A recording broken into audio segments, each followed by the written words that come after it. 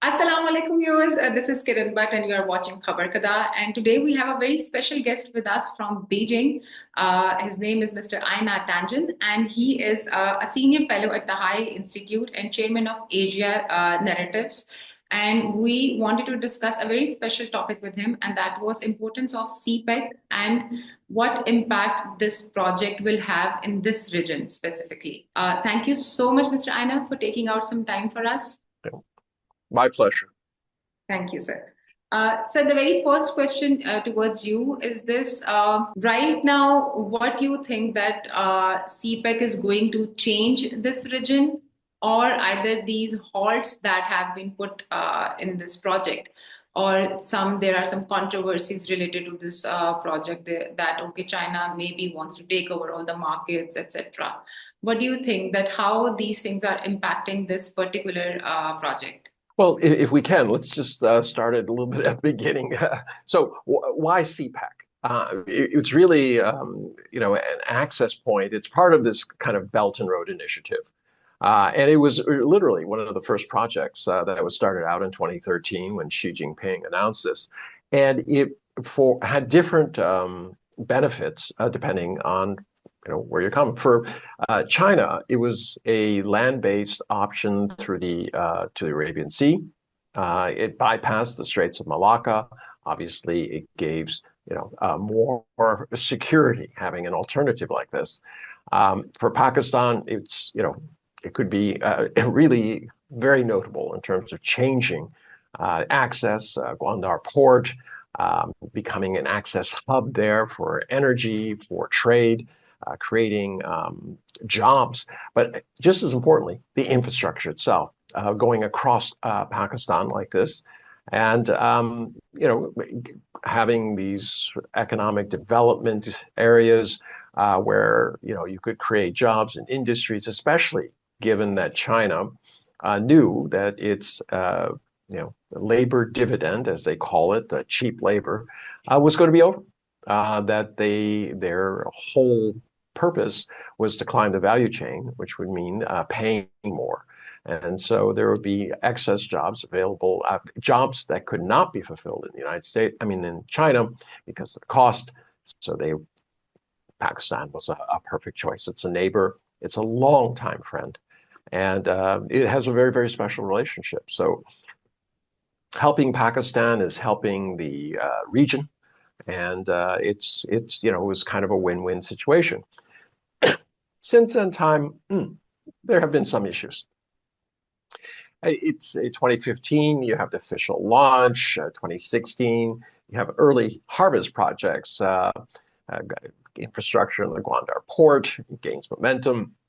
2018, things start to go a little bit south in terms of delays, and also 2018, things are getting a little bit more difficult. There are security concerns. There are delays. There's, communication is very open, but, China's saying, look, you promised you do these parts, and we said we would do those parts. We've done our parts, but you haven't done yours. Obviously, Pakistan is having internal issues politically and economically. It's very difficult. There's some, opportunities to readjust this project, because it's one of the largest projects Pakistan has embarked on. But the security concerns regarding Chinese workers is very serious. China is a very safe place, and they're just not used to the idea of Chinese people dying, especially they're non-combatants. These are engineers and things like that. They're going there to help, and they feel that they need to have protection. Pakistan, kind of steps up and said, look, we're going to have a special force. They're going to protect these people, and hopefully this will be enough. So 2020, completion of a key project, the Orange Line metro train in Lahore. 2023, CPEC celebrates its 10th anniversary with 25.4 billion in direct investment, 236 jobs created, significant infrastructure improvements, all going. But there are ongoing challenges, including political stability, all the things we talked about, the debt, and regional tensions. Obviously, India and Pakistan don't get along. India has made all sorts of threats. It's because they said, well, China put it directly through a disputed area in Kashmir. This was directly aimed at India, which is nonsense. It just has to do with, what's the quickest, straightest line that you can go from one place to the other. But they insist that this is a slight. And I mean, I've heard kind of wild things. I appear quite a bit on Indian TV. Say, you have to give us access. First off, I'm an American. I can't give access to anything. But they say, China has to give us access. And I said, well, how would that be? This is area controlled by Pakistan. What on earth are you thinking? He says, we don't care. We just want it. And I just kind of like, well, yeah, when it comes to Pakistan-Indian relations, it's a lot of it is emotional, not necessarily rational. That didn't seem particularly rational to me. As I said, there was renegotiation of some terms, especially of the debt. There was some loan forgiveness. So how to do this? Critics will say that this goes beyond Pakistan's ability in terms of debt financing, especially given its current economy. But I'm going to say that I reject that, and the reason is if you do nothing, Pakistan will go nowhere. And this is the thing that I don't understand. Every time somebody says debt trap diplomacy, I said, okay, what were you proposing? No, no, no, no. We're just saying, so you're saying these countries shouldn't develop their infrastructure. No, no, no, no. It just shouldn't be China doing it. So obviously, I think the issue there isn't if the U.S. was doing it and demanding concessions, it would be all wonderful and good and democratic and leading towards something wonderful. If China does it, it has to be bad, evil. It's some sort of horrible plan to take over the universe and destroy it, of course. Yeah, totally. I agree with your point. But where you have mentioned India, so we have seen this, anti-China and anti-CPEC propaganda coming out of India directly. Like you mentioned that because the road has to go through Kashmir also. So in Balochistan, the unrest when you see, the attacks happening on security installations, and then there are some reservations that Pakistan has shared with India also when they caught up their Indian spy in Balochistan, and then they took it to the International Court of Justice also. So, do you think that these things are the main reason of this huge project getting derailed along with the security issues? Because these things are creating these security hurdles that Pakistan has to face. And because Pakistan is already dealing with a lot of terrorist activities on other borders as well. So, this has, the plate is already full. Well, the plate's full, but this is a situation where China can't solve Pakistan's problems. It has a strict principle that it doesn't interfere with the internal affairs of other nations, contrary to the beliefs in the United States. So really, unless there's a solution coming from Pakistan, how do you do this? I don't think that it's permanently derailed. I think what you have here, the need to bypass the Malacca Straits is even greater today because of Donald Trump's tariffs and things like this. Obviously, China would, there's a tremendous amount of money that's been sunk into this. They'd like to get this done, but they need some sort of assurances that this is going to go better than it's been going. And they understand the economic consequences, the political things, obviously, what's going on in Afghanistan. But I remember talking to somebody high up in your government when, Afghanistan fell, and they were elated. And they said, well, this is the beginning of a new era. I said, yeah, but you be careful. You have, only 40, 60,000 mujahideen or Taliban were involved in this, and they chased out 350,000 American and Afghan troops. Resounding defeat. People just gave up. They were tired of war. But these people don't know how to administer. They know how to fight, but they don't know how to administer. And they have beliefs which are more conservative than many Islamic groups. Yeah. And they say, no, no, no, no, they'll be guided by us. Well, that hasn't happened. And this is something where traditionally there has been some support, either tacit or under the kind of through different means. And Pakistan, people from Pakistan were involved. It's not clear exactly how deep it went, but this is a situation that Pakistan has to kind of pay attention to. China can't solve the issues between Afghanistan and Pakistan. So it really, there has to be some sort of political willpower, a government in control that can kind of quell the divisions that are going on internally. And then there has to be a real focus on these issues if these things are going to report. Because the Chinese government, everyone thinks that the kind of government just tells people, you're going there and that's it. Well, they can do that for the army, but they cannot do that for civilians. And the civilians have to want to go. And they're not press ganged into this. And they don't feel safe, they're not going to go. So it's a very, very difficult situation. China wants the best of it, but they're looking for Pakistan to kind of step up to the plate and address the issues that are on the table. Yeah. So you think, like you have mentioned, that because of US tariffs, things will be changing also in this region, because the more the tariffs will rise, all of these countries are going to suffer, including Pakistan. Is there any chance that you see this as because Pakistan is very close to China, so US is putting more tariffs on Pakistan, and here again they are trying to make Pakistan as a victim of supporting China, or always standing on the Chinese side, or saying all out loud that they are iron brothers and we, share a very strong bond with each other. So these tariffs that are now going to be implemented on other countries, including Pakistan, how do you see that either China's role is going to impact other countries also, or it's just China versus US?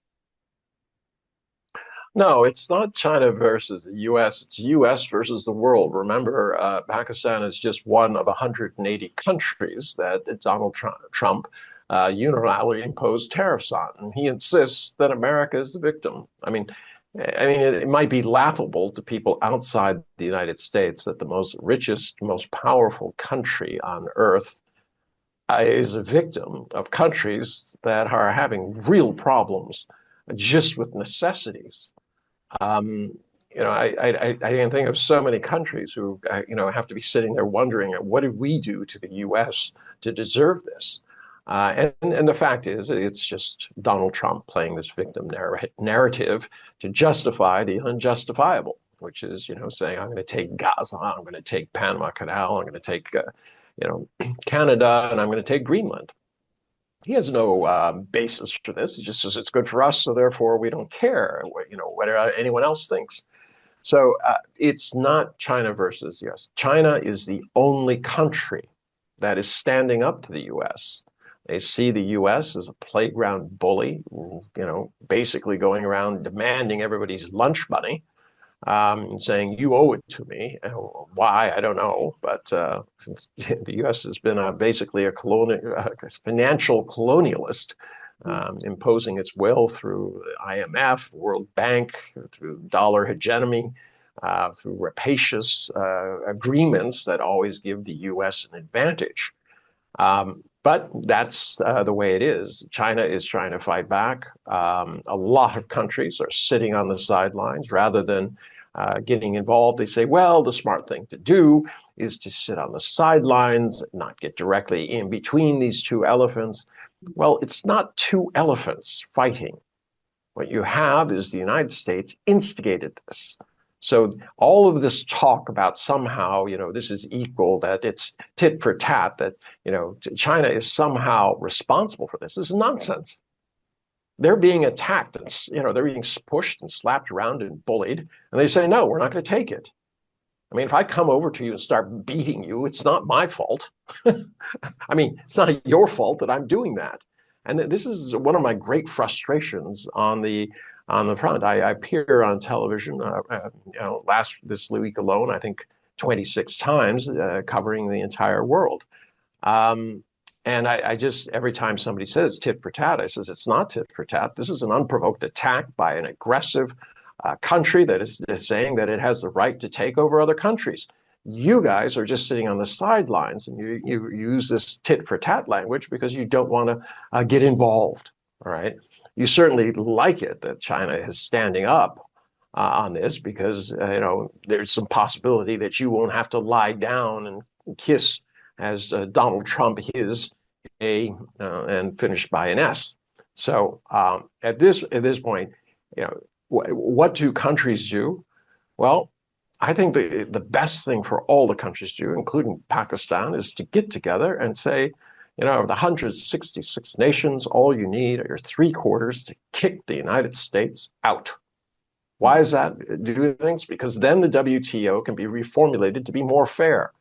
It was formulated at a time when it was dominated by the US and European interests. It was put together for their benefit. They said it was for the global benefit. Now that it can be something for the global benefit, the United States has made sure that it is not operational by refusing to allow appellate judges to be impaneled. You need 3 appellate judges to be impaneled to hear an appeal. What do you think that in the longer, time, what impact these tariffs are going to put on this region, specifically Pakistan, India, China, and other countries? Well, it's going to depress global demand, and that's going to have a real impact on all these countries. They have dollar-denominated loans issued by the World Bank and IMF, and it's going to be harder to repay those back if there is less revenue. However, the good news is that Donald Trump is planning to devalue the dollar by 30%. It will certainly upset the markets. It will increase bond rates, but it could very well decrease the actual cost of these loans by 30%, which would be a huge marker. And the question then is still, where does the money come from? So across the board, there are they're very complex different wheels within wheels that have to be kind of calculated. But right now, the world is turning more towards regionalism, if not towards what I was talking about before, commandeering the WTO to be what it should be, a fair entity that represents all entities. And if the US is a pariah, if it's a rogue state, it shouldn't be in there. It's already violating all the principles that it signed on to with these unilateral tariffs. So at this point, if it's not the WTO, then it's going to be regionalism. A lot of that regionalism, obviously, is going to center around China as 30% of the world's manufacturing, 30% of the world's growth. It will be the engine that areas from South America, Africa, Middle East, the stands, they will all, and perhaps even Europe, will be looking to replace an ailing U.S. that is no longer competitive and is intent on taking things as opposed to trying to earn them. While you are sitting in China, last question towards you is this, what are your expectations? Because as analysts, when we were sitting in Pakistan, all of our, the journalists who were covering Afghanistan war, they were saying that, when the war will be over, there will be different kind of consequences. Whatever the state was expecting, we were telling them that maybe this is not the one, result that we're going to get out of the situation when US will leave from here. So as an analyst sitting in Beijing, what do you think that what are the what future is holding for China when it comes to specifically US? Okay, I sensed 2 questions. One was to do with the fall of the U.S. and the rise of the Taliban and that not working out the way it was supposed to, which I agree with. Your analysis was correct. The second, in terms of the U.S. and China, China has given the U.S. hints about how this can be solved. They know that this has to be negotiated. They're not interested. I mean, when you could raise, once you get past 80% in tariffs, it doesn't really matter. You've killed trade. You could say it's 10,000%, but just no one's going to buy it because it's not, financially feasible. So in the last report, they put out a 6-point white paper 3 days ago. And in the white paper, one of them discussed the failure of the phase one agreement that was executed with Donald Trump.